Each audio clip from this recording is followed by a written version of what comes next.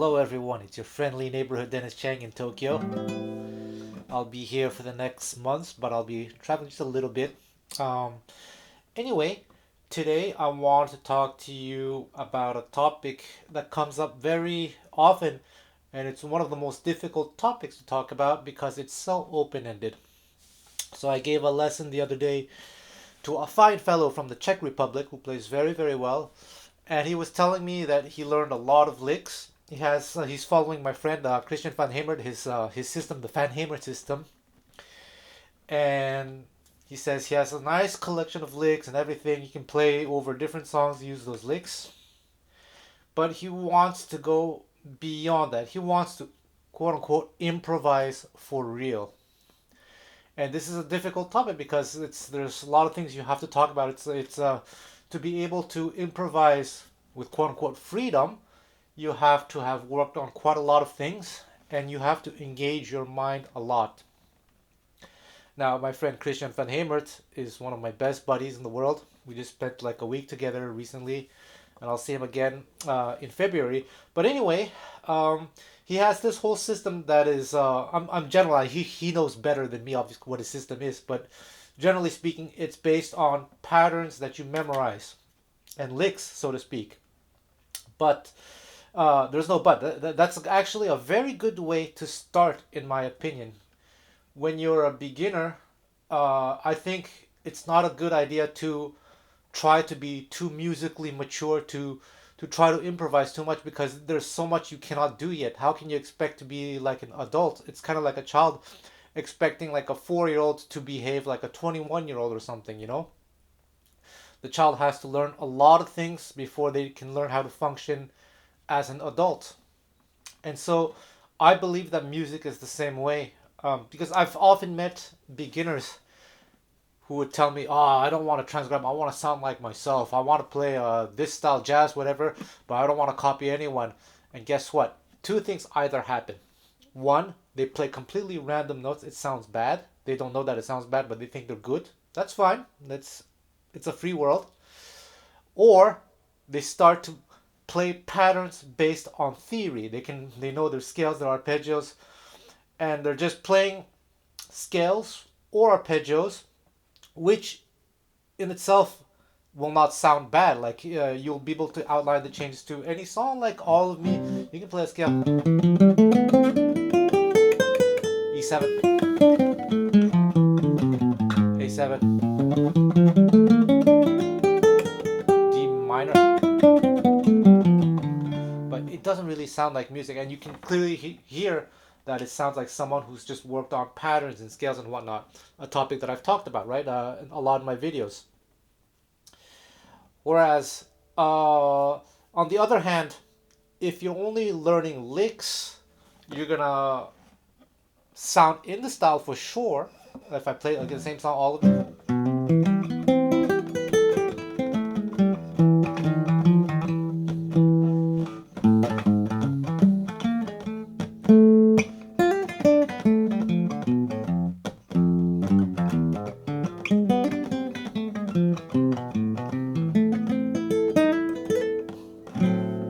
By the way, in Japan, you're not supposed to make music at home, make noise, so that's why I'm playing very, very quietly.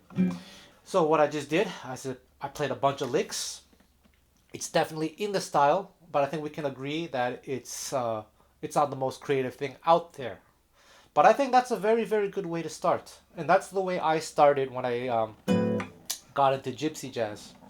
And in those days, I remember like I would copy other people's phrase, or I would take from Django, because Django, as an improviser, like many great improvisers, by the way, not just gypsy jazz, but like Joe Pass, Wes Montgomery, etc., all great jazz musicians, and not just guitar players, Charlie Parker, etc. Anyway, they are storytellers, meaning that despite, of course, they have patterns and everything, but they know how to create a story from those patterns. And what I did in those days, I remember one of the first songs that I investigated was the first recording of Minor Blues by Django Reinhardt. I transcribed the entire thing by ear, but instead of copying the solo note for note, I looked at the patterns that he played. I recognized a lot of similar patterns, similar shapes, whatnot. One of them being based on this kind of G minor shape here. He had this thing, this arpeggio, and he would do things like, I mean, different patterns, different variations. So I remember taking that shape and creating my own phrase that would fit over 2 bars of G minor, and it went like this in those days. This is my Gypsy Jazz guitar picking technique book. You can get it on Amazon. Please support me. Thank you so much. Oh, you guys are so cool. Awesome. Amazeballs. Can I say that? All right, whatever. Hey! And with just this one lick, I could play a song like a minor swing.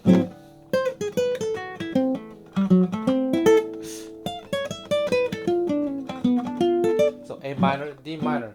And then I needed something over E7.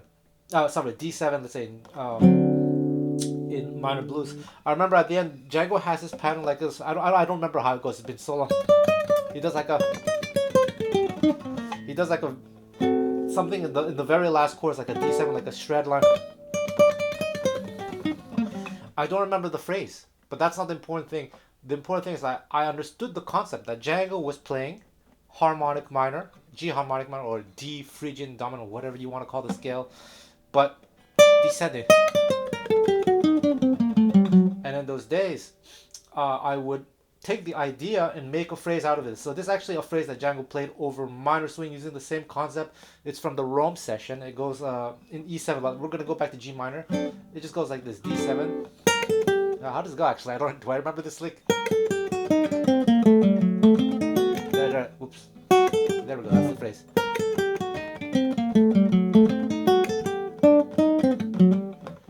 And I would copy a lot of things like this, make my own phrases. So already back then, there was some level of creativity in that. I wasn't necessarily always copying note for note. I was taking the idea, but making my own licks based on them. And in those days, I knew tons and tons of licks. I've forgotten most of them. But what happened over the years is that, of course, which is something we're going to talk about later, the sound, what makes those phrases sound good, the tendency notes, the tendency rhythms and whatnot, everything, they are now somehow part of my body, and I can just come up with variations based on them. So even though I forgot the vast majority of the licks, the sound is in my ears, in my head, so that I can come up with variations. And this is the skill that you need to develop if you want to break past that barrier, that wall of just playing licks. You have to understand what you're playing. So the fine fellow that I was giving lessons to, he had all these licks, and he demonstrated for me solos over different tunes, and it sounded good. It's in the style, but he didn't really understand how those phrases work beyond knowing that, okay, this phrase works over this chord, this phrase works over this chord. And that is the key, though, to having this kind of freedom. So this phrase already that I took earlier, you should already see that it's a G minor kind of thing. So you can start by working on a G minor arpeggio in this position.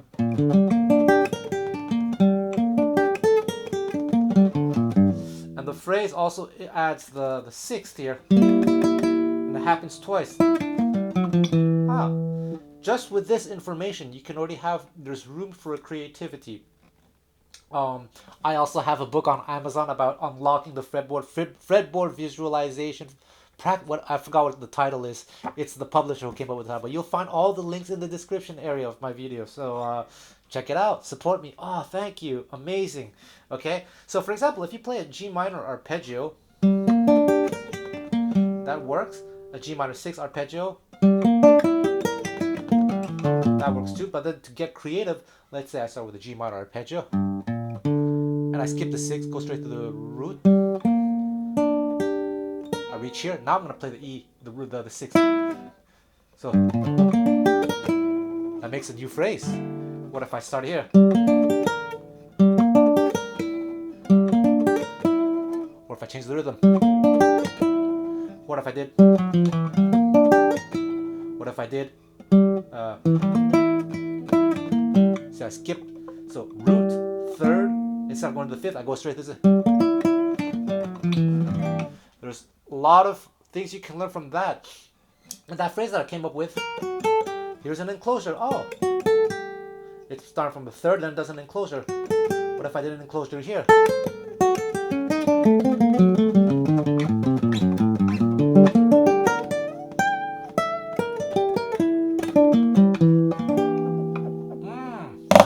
Now I'm quote unquote improvising for real by trying to understand what's going on. So check out my books on Amazon. You can find some courses on DC Music School as well.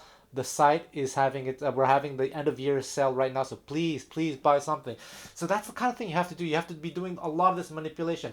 This manipulation, though, it depends. On everyone's different. Some people can learn faster. Some people are slower.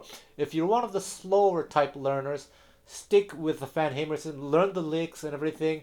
Spend some time practicing them until it becomes second nature, really. But once you're ready, if ever you're ready, depends on what your goals are. Some people are content just playing licks for the rest of their lives, and that's it. That's fine. But if you want to go further, I'm giving you the key to the Lamborghini. Get the reference? I'm sure some of you do. What was I going to say? Then you have to do this thing where you're thinking a lot. You're really trying to analyze everything. When I say you're analyzing, focus on the first four letters. When you're analyzing, you don't want to be overly theoretical. You just want everything to be practical. So like I said, this, you realize, okay, there's an enclosure here. And then you're going to study the enclosures for the other chord tones. This is the enclosure to the root. The enclosure to the fifth. The enclosure to the third. Right? You can also experiment with other enclosures. Something like that, right? And then you can, with all this information, you have room to create your own phrases, which is something that I spend a lot of time doing in those days. So for example, then you just with that information you can come up with some of this.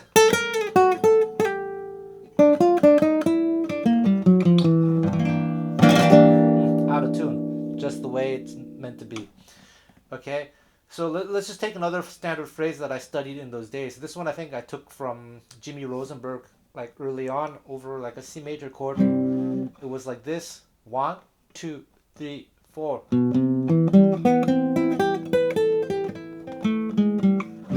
And okay, I practiced that phrase. It became my go-to phrase over major chords.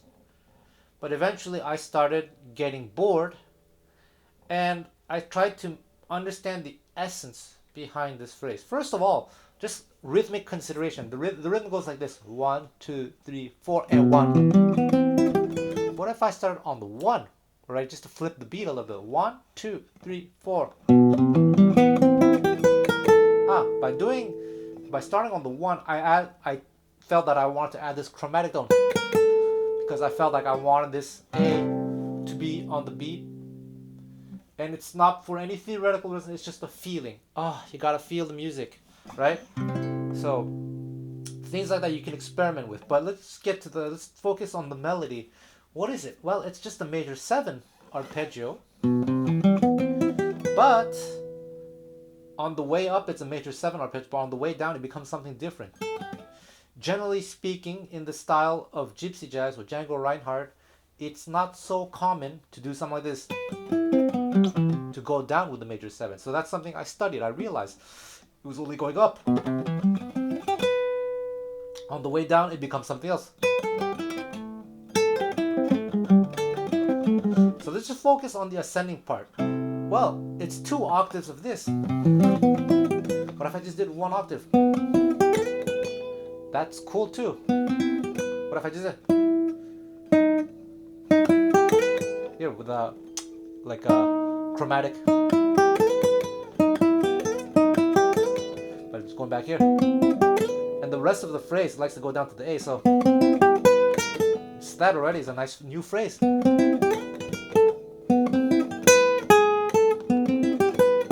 Emphasizing this A. Or, going back to the original phrase, what if I start to add little extra enclosures? Or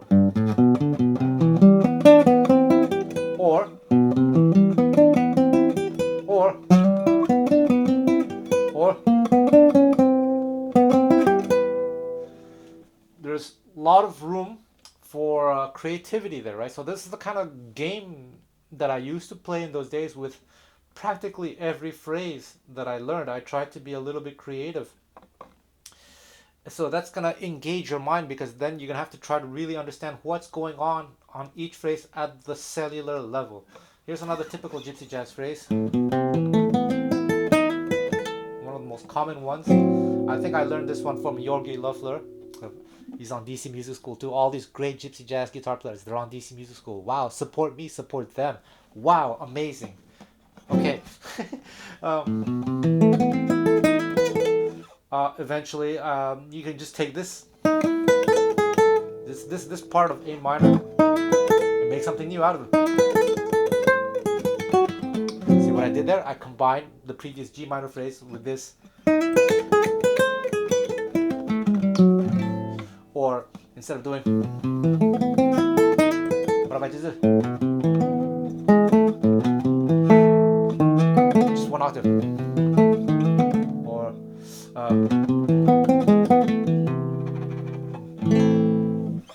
and let me tell you something, doing this kind of work is easier said than done. It really engages the mind, it engages the ear. It's not going to happen overnight. You're definitely going to see progress every month, but it's a very slow progress. And it does snowball. As you get better and better, the easier it becomes. But the first year maybe, or maybe even the first 2 years, depending on how much time you have to devote to this, can be a little bit, how do you say, frustrating, mentally taxing, because it's really engaging the brain a lot. And even without the guitar in your hand, you can be thinking about this. You can take your phone. I'm charging my phone right now, but you get GarageBand. You have like a fingerboard, and so you're taking the train or the bus, and you're practicing on the phone. You're just really training your ears and training your understanding of the vocabulary.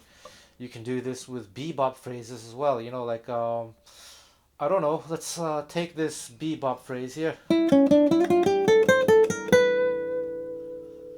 All right, this D minor, G7. Let's lose it over G7. Well, you realize first of all that it's outlining a D minor kind of chord. And you have this enclosure that's going from C basically to B. What if I just did just that? That's nice already. Or just that. What else can we do? We'll just take the phrase, but just do it. Try different areas of the guitar. Or if I just take just that. Wow, beautiful.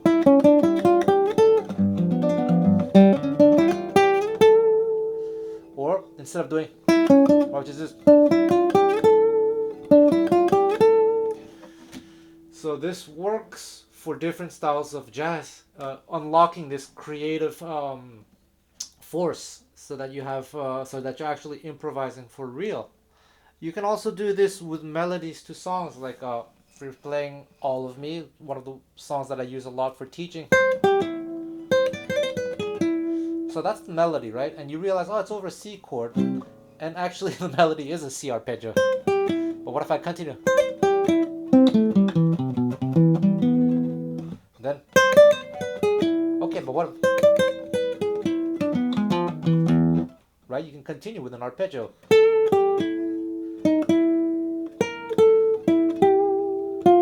This D minor, but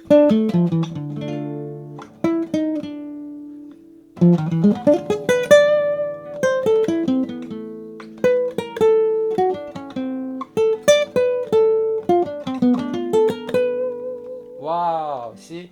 So you definitely have to understand how every single melody is functioning against the harmony. And there we go. Again, easier said than done.